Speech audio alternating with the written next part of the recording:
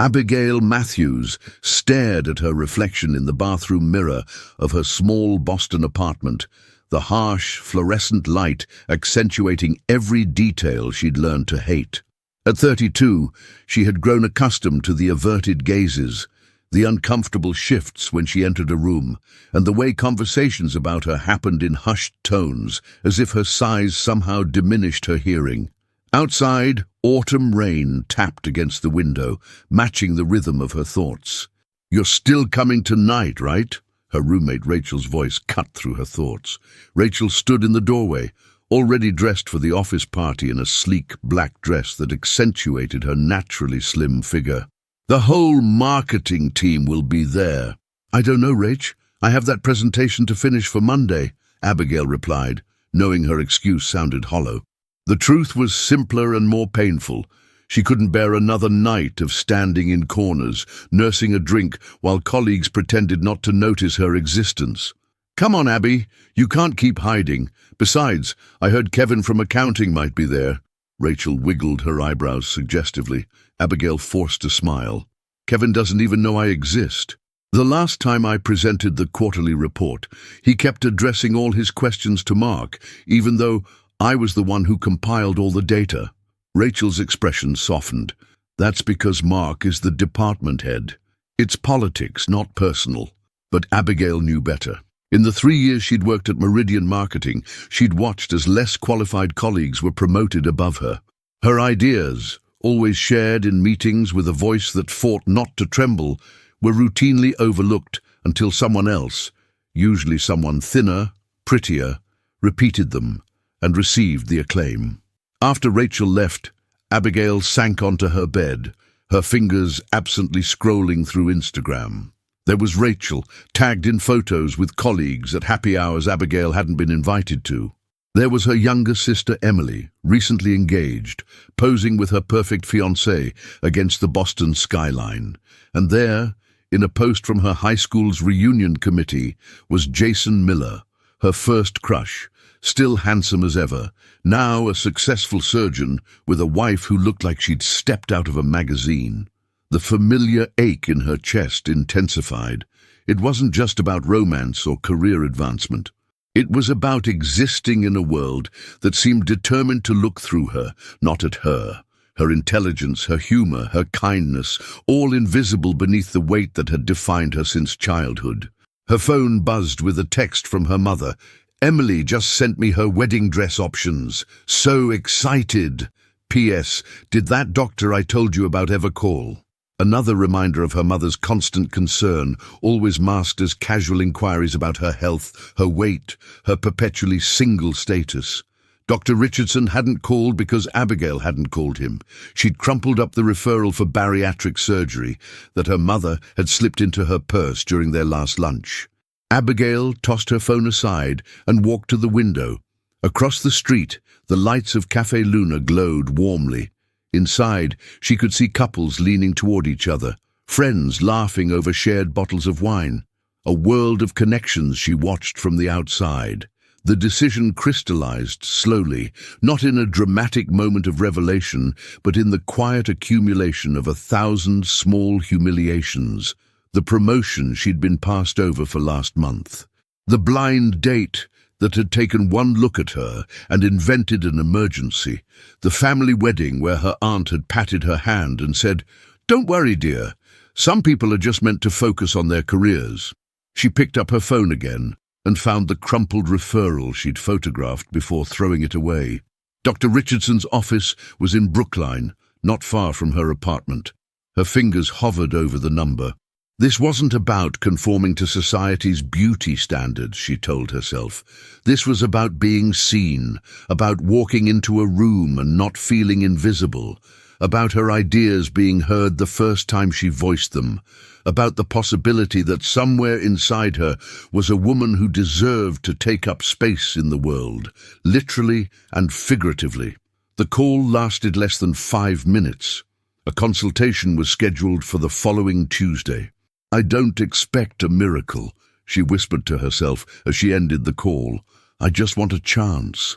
As she prepared for bed that night, Abigail caught sight of a photograph tucked into the corner of her mirror. herself at 10 years old, round-faced but smiling without self-consciousness, holding up a science fair ribbon, before the world had taught her to shrink herself, before she'd learned that her body was something to apologize for. "I'm doing this for you," she told the girl in the photograph, "for both of us."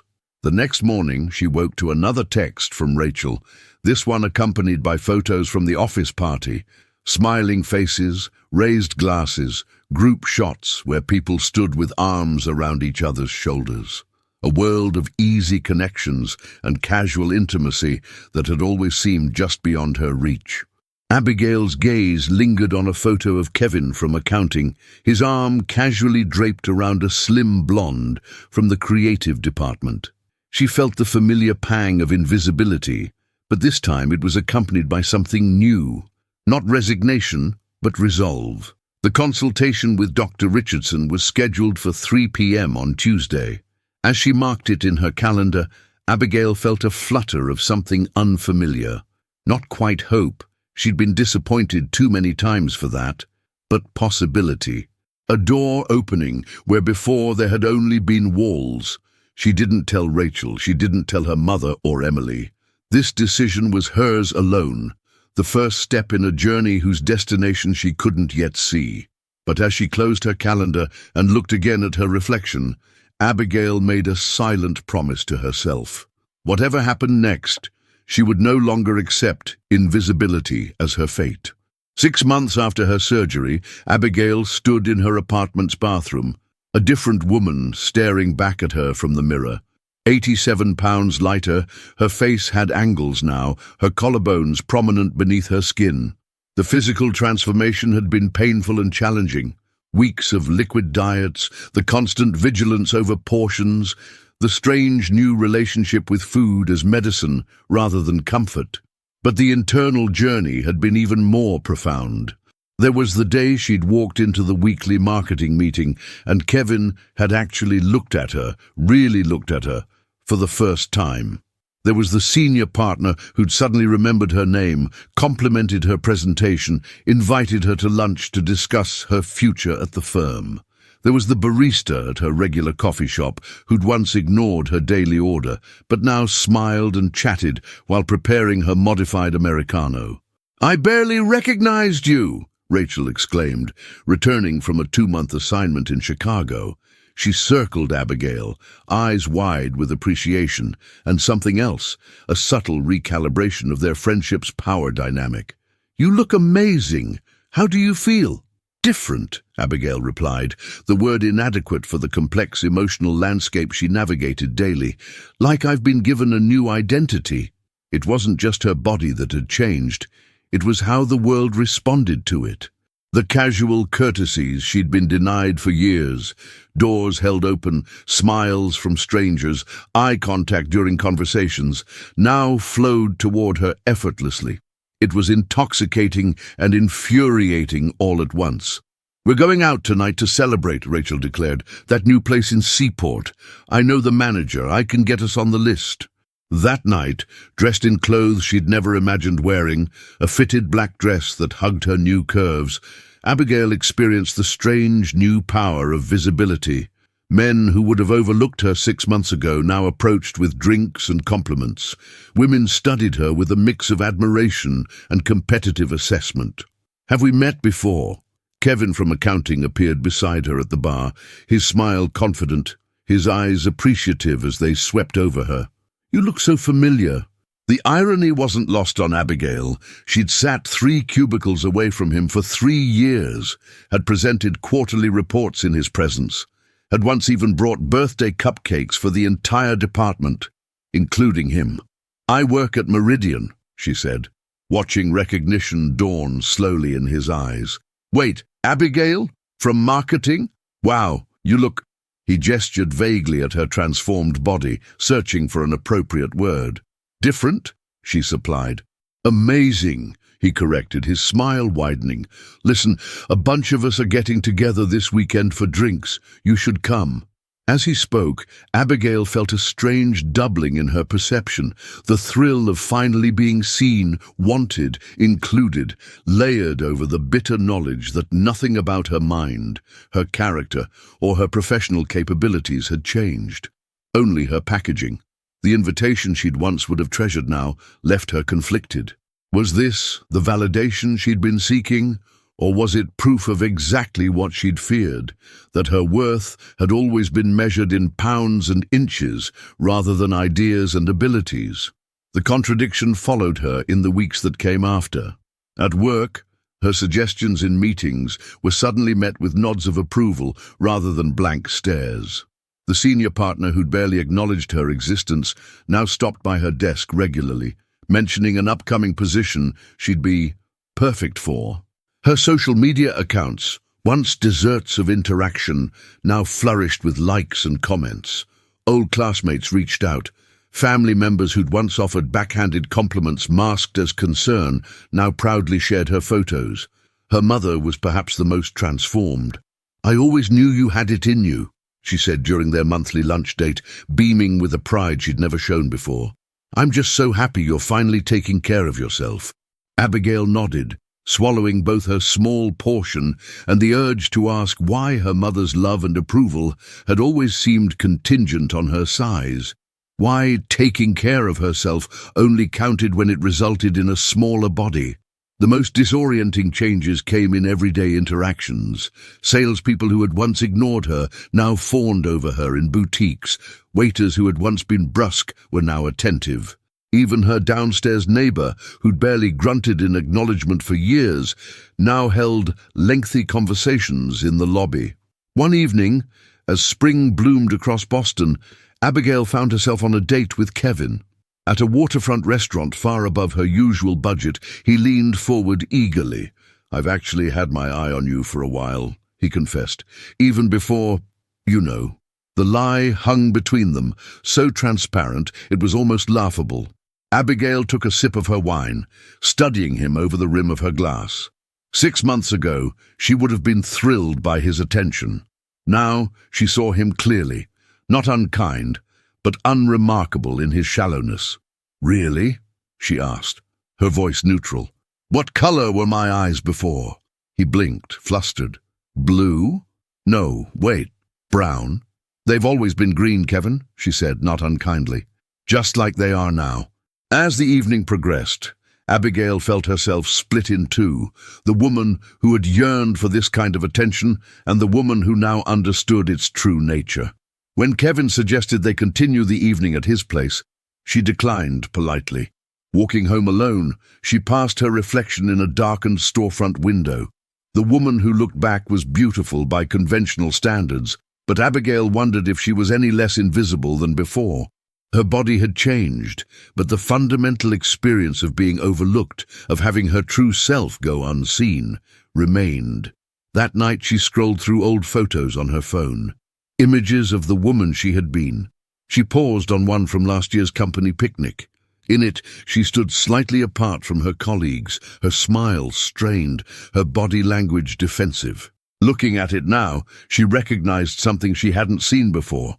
The isolation had been partly self-imposed, a protective wall built from years of rejection. The realization didn't diminish the real prejudice she'd faced, but it opened a question. Now that the world was willing to see her, was she ready to be truly seen, not just her body, but her mind, her heart, her authentic self? The following Monday, Abigail walked into the office with a new resolution. The visibility she'd gained would be a tool, not a destination. She spoke up in meetings, not with the hesitation of someone unused to being heard, but with the confidence of someone who knew her worth had never depended on her appearance. When the senior partner mentioned that promotion, she didn't simply express gratitude. She outlined her vision for the role, the innovation she'd implement, the value she'd bring. His surprise at her assertiveness was evident, but so was his respect. "You've really changed," he remarked.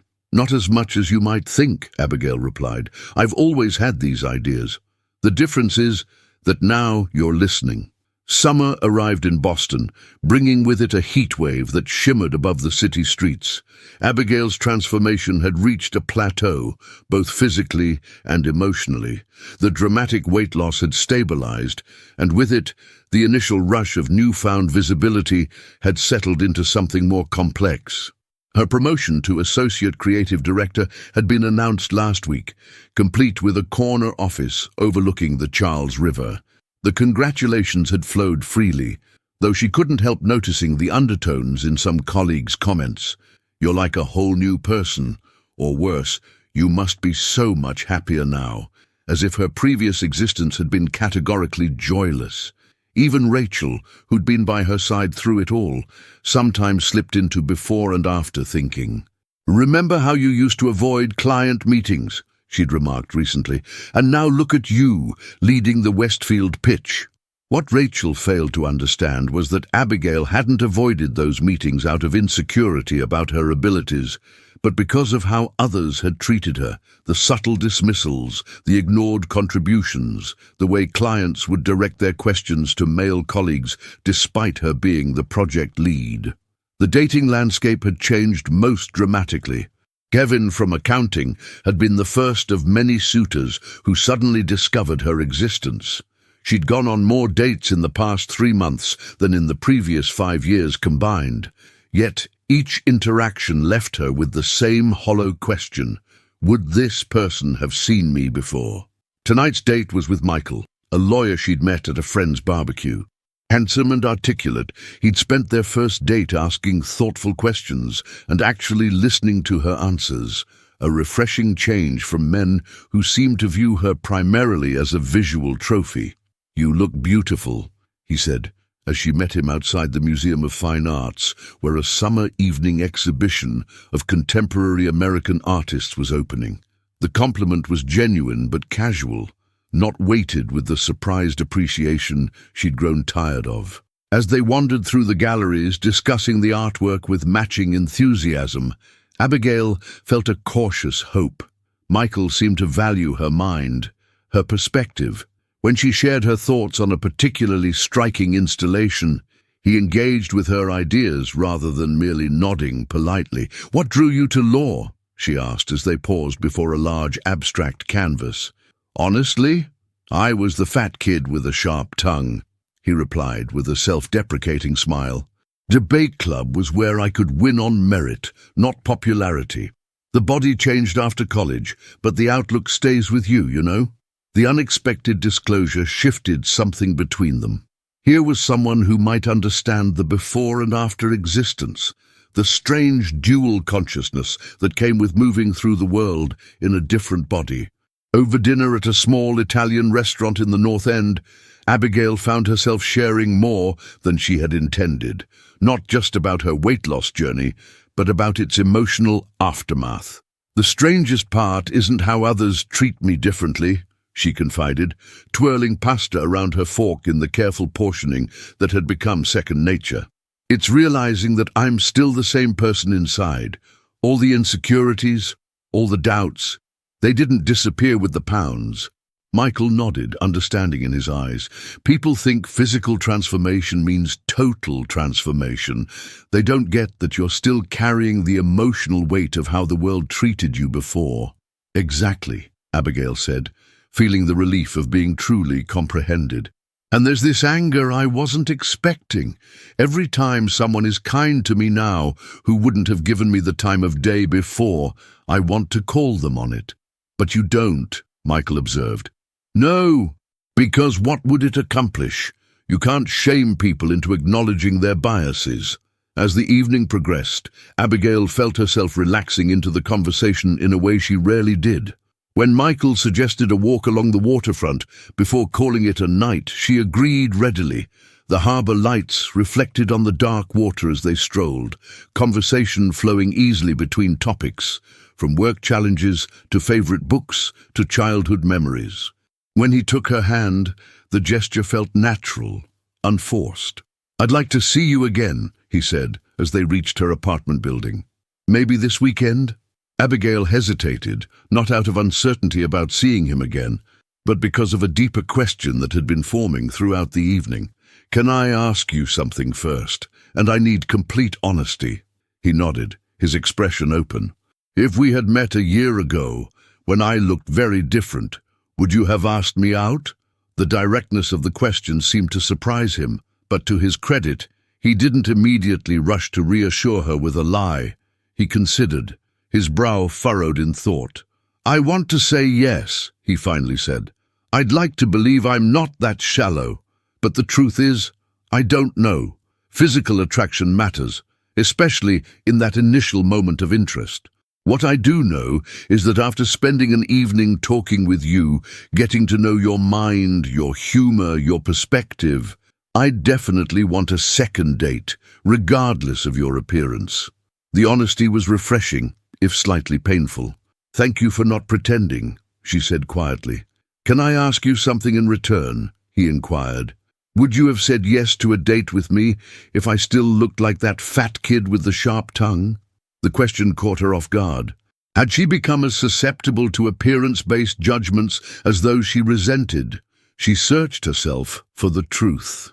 "I'd like to think I would have," she finally said, "but I can't be certain either. Maybe that's the point. We're all works in progress." He smiled at her answer, appreciating its candor. "So, this weekend," she confirmed. As she watched him walk away, Abigail felt a cautious optimism. Not because Michael might be the one, it was far too soon for such thoughts, but because their exchange had crystallized something important. The path forward wasn't about finding people who would have seen her before, but about becoming someone who could truly see others and herself with compassion rather than judgment. Inside her apartment, she paused before the living room mirror, a habit she still hadn't broken.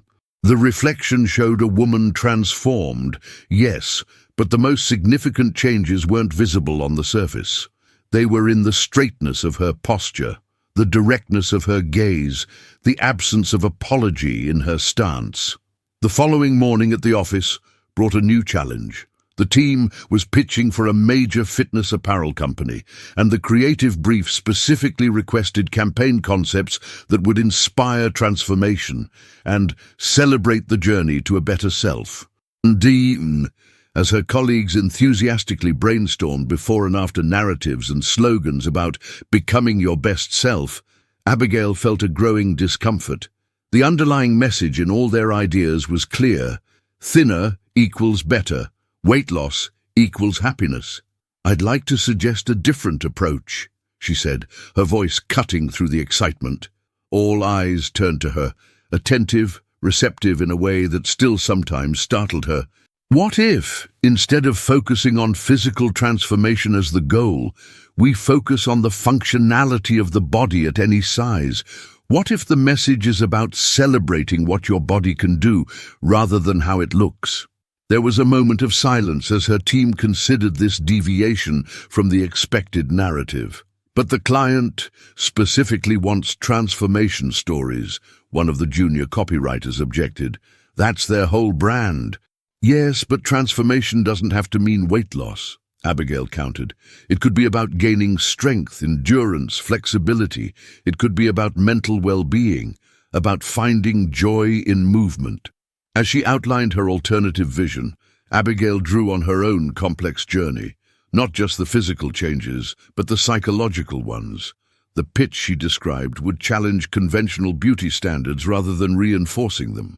It would speak to people at all stages of their relationship with their bodies, not just those who fit the narrow definition of after success. By the meeting's end, she had won over most of the team with her passionate advocacy. Even those initially skeptical had to admit that her approach offered something fresh in a market saturated with the same old transformation narratives. "The client might push back," the senior partner warned as they wrapped up. "This is a significant departure from their established messaging." "Then we'll present both approaches," Abigail responded confidently. "But I believe this resonates with where the cultural conversation is heading. People are hungry for authenticity, for messages that honor their whole selves, not just their appearance." As her colleagues filed out, Rachel lingered behind, an odd expression on her face. "That was impressive," she said. "But I'm curious, if you feel this strongly about body acceptance, why did you have the surgery?" The question was direct, bordering on confrontational. A year ago, Abigail might have deflected or apologized for the perceived contradiction. Now she met her friend's gaze steadily. "Because I wanted to be seen in a world that refused to see me as I was," she replied honestly. "That doesn't mean I think everyone should make the same choice, or that my worth before was any less than it is now. It just means I made a personal decision in an imperfect world." Rachel nodded slowly, processing this. "I never realized how much you were struggling with being overlooked. I should have seen it." "We all have blind spots," Abigail said, gathering her notes. "The important thing is recognizing them." As she walked back to her office, Abigail felt a sense of integration, of her past and present selves coming into alignment. The woman she had been and the woman she was becoming were not separate entities, but parts of a continuous journey, and for the first time she felt fully capable of honoring both. The autumn leaves drifted down along Commonwealth Avenue as Abigail made her way to her mother's Beacon Hill townhouse for the annual family Thanksgiving gathering. A year had passed since her decision to have bariatric surgery, and the physical transformation was now complete. What continued to evolve was her understanding of herself and her place in the world.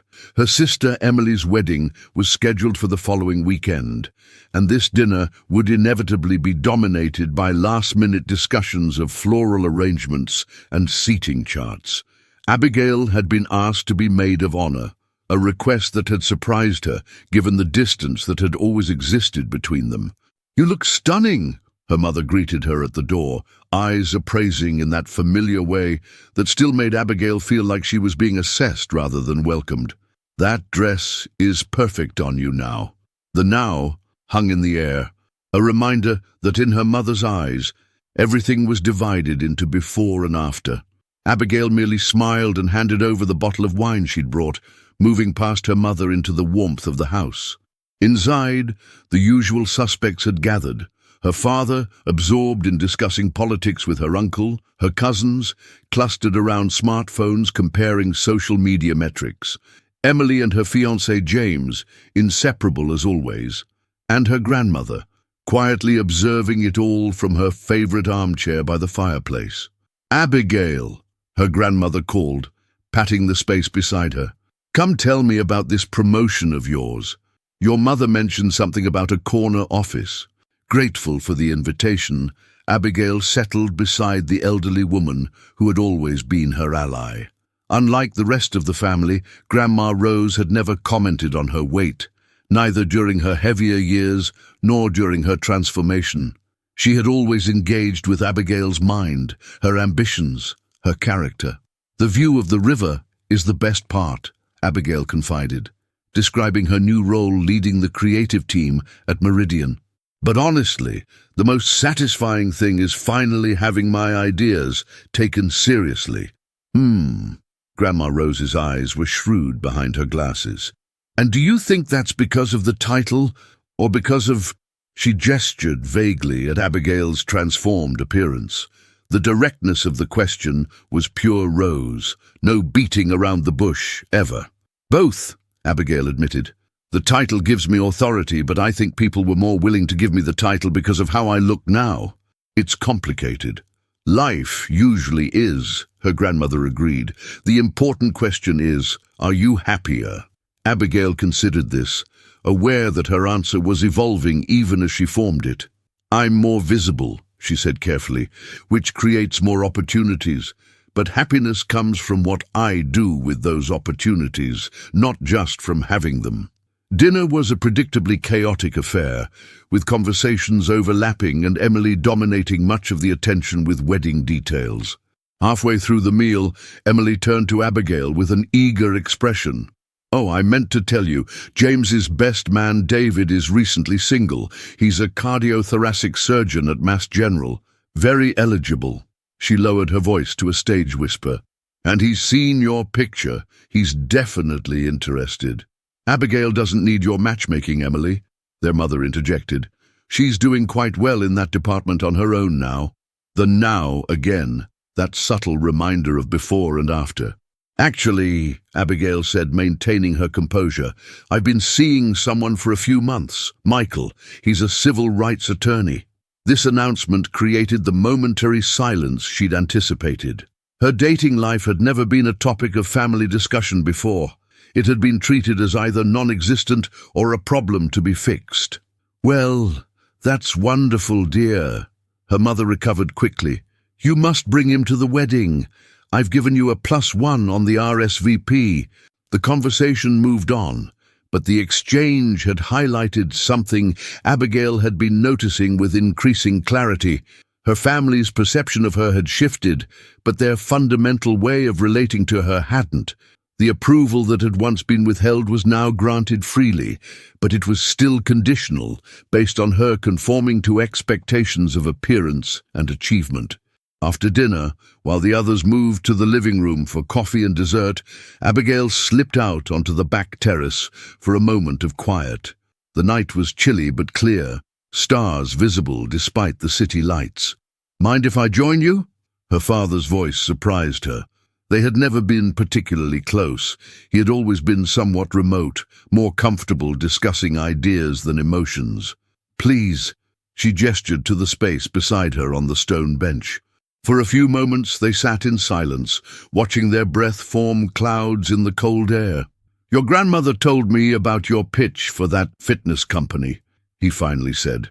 The one about focusing on what bodies can do rather than how they look. She was quite impressed. Abigail smiled, surprised that Rose had shared this with him. It was a risk, but the client actually loved it. We're launching the campaign next month. Her father nodded, his expression thoughtful. You know, I've been thinking a lot about how your mother and I, might have contributed to your struggles with your weight, with your self-image. The unexpected turn in the conversation caught Abigail off guard. Her father had never been one for personal discussions, let alone acknowledgements of parental shortcomings. Dad, you don't have to. No, I think I do, he interrupted gently.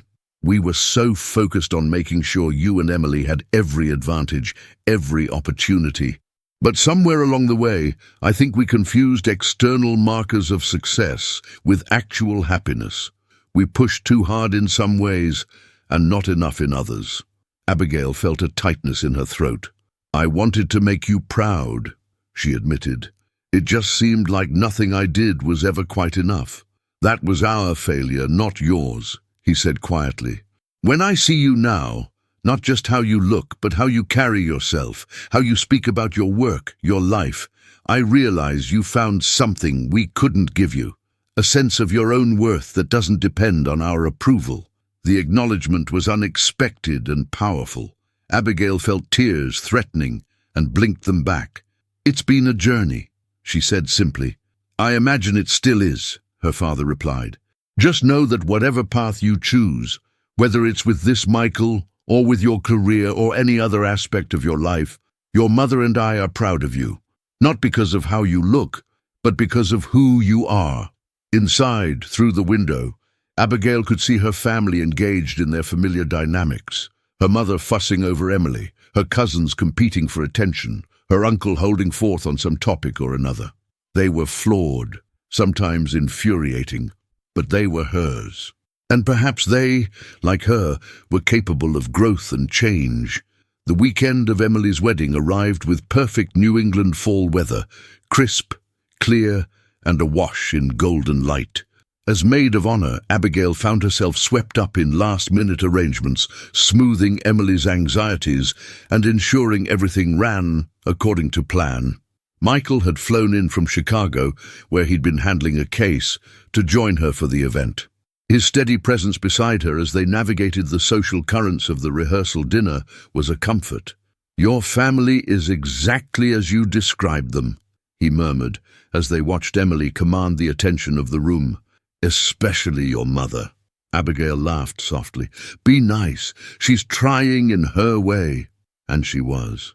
There had been moments throughout the wedding preparations when Abigail had glimpsed a new awareness in her mother, small acknowledgements of past rigidity, tentative attempts to connect beyond the surface.